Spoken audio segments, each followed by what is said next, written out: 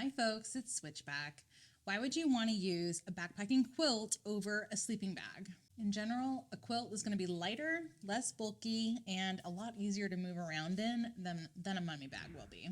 Some of the concerns that people have, one, that it's drafty. And if you do it right, it won't be drafty. It's not like it's just a blanket thrown over you, although you can be in the summer, which is really nice. But I'm going to show you some strategies to strap it down so that you don't have that issue. Another concern is that it doesn't have a hood. And I know that personally I'm a stomach sleeper, so I don't even use the hood of my sleeping bag.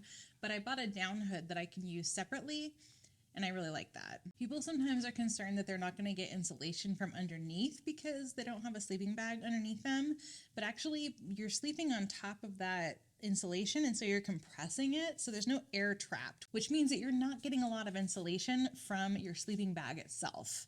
Your sleeping pad is absolutely critical for that. And if you want to know more about getting a sleeping pad, I have a video up here for that.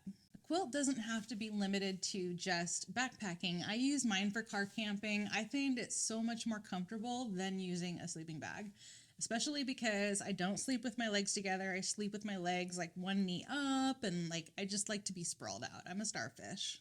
There's generally a way to cinch down at the neck so that you reduce the drafts up at the top, and I'm going to show you how this one works that way. Let's talk about these straps. These are the ones that came with my UGQ quilt. These are not the ultralight. I wanted the thicker ones. And so the way that this works is these ones have a male end and a female end, and so you want to make sure that you have them lined up the way that they are on your quilt. So with this one, these are the male end. So you're going to want the female end to be on, when you're looking at your pad, it's going to be on your right. So you're going to have at least 2 straps ideally with any quilt. This one comes with a third little one for the bottom. And there are actually 3 different options of where to put them on a UGQ quilt, which I like. There's an adjustment on this one, so it can go around whatever size pad you have. So let's see. Let me make sure I'm doing this the right way. Other way. Good Lord. So there's one. So I want the adjustment part on the bottom because I don't want to lay on that. So the first thing I'm going to do, I'm going to flip this over, and I want to make these pretty snug. So I'm going to go ahead and cinch those down.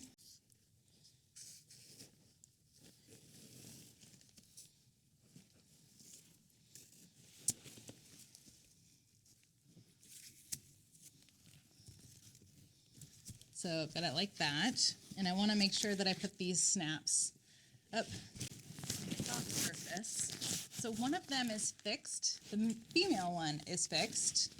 The male one can roam. Don't go into any jokes on this one. We're going to flip that over there. All right. And then now, whoop, the other one fell off. And it does take a little bit of practice to get used to this. And so if you're brand new to your quilt, I would highly recommend trying this at home before you do it out on the trail. Just like any new piece of gear, you got to get used to it. You got to practice with it. Just get familiar. It will certainly make things less stressful when you've been hiking all day and you're exhausted and all you want to do is go to sleep. Let me get this one twisted around and get this male end on the other side here. Okay. So now I have those 2 straps on here.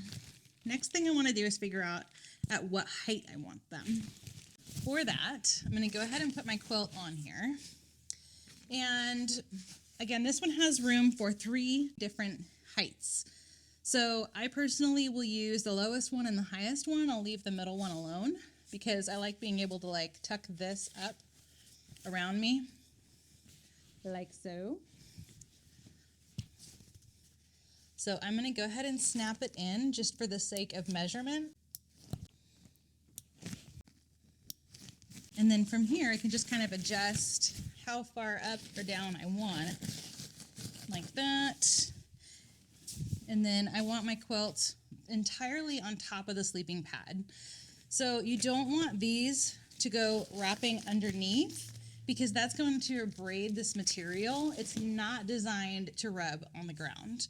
And most quilts especially are built to be ultra light, which means they're not ultra durable. You do need to be a bit extra gentle with something like this. Now that I have my straps where I want them, I can mark the spots on my sleeping pad where I want them. But let's lay in here first and figure out if this is the right spot.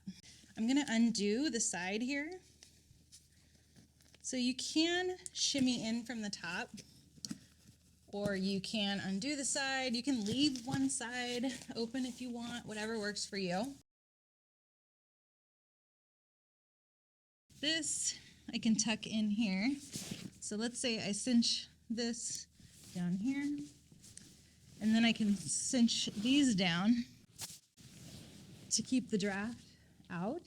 And now I've got the second one here getting connected. There we go. Some people recommend putting these attachments further in like so, but then when you move, it is more likely to pull and let that air out, that warm air, and let the cold air in. So you're actually better off keeping it out toward the outside here. Plus you get a little bit more space that way. Now, that said, that could be different depending on how big your quilt is. Mine is a wide because like I said, I like to move around in my sleep. So it's less likely to pull when I move around. And I probably could get away with putting the clips a little further in. And that's where you need to experiment and figure out what works for you. So you can keep just the bottom one buckled in. You can keep them both buckled in. You can keep neither of them buckled in. You can open it from one side or the other. It's very customizable, which is really, really nice. Since I have where I want my straps, I'm gonna go ahead and mark with a Sharpie. And luckily the Neo Air X Lite is yellow, makes it really easy. My wife's Sea Summit Etherlite XT Extreme is black. So you might need like a silver pen or something to do that. But I'm gonna go ahead and mark just really quickly right there. So just a little mark, whatever works for you. If you'd like to know what to look for when you're buying a quilt, check out this video next. I've got all the nerd out details on there for you.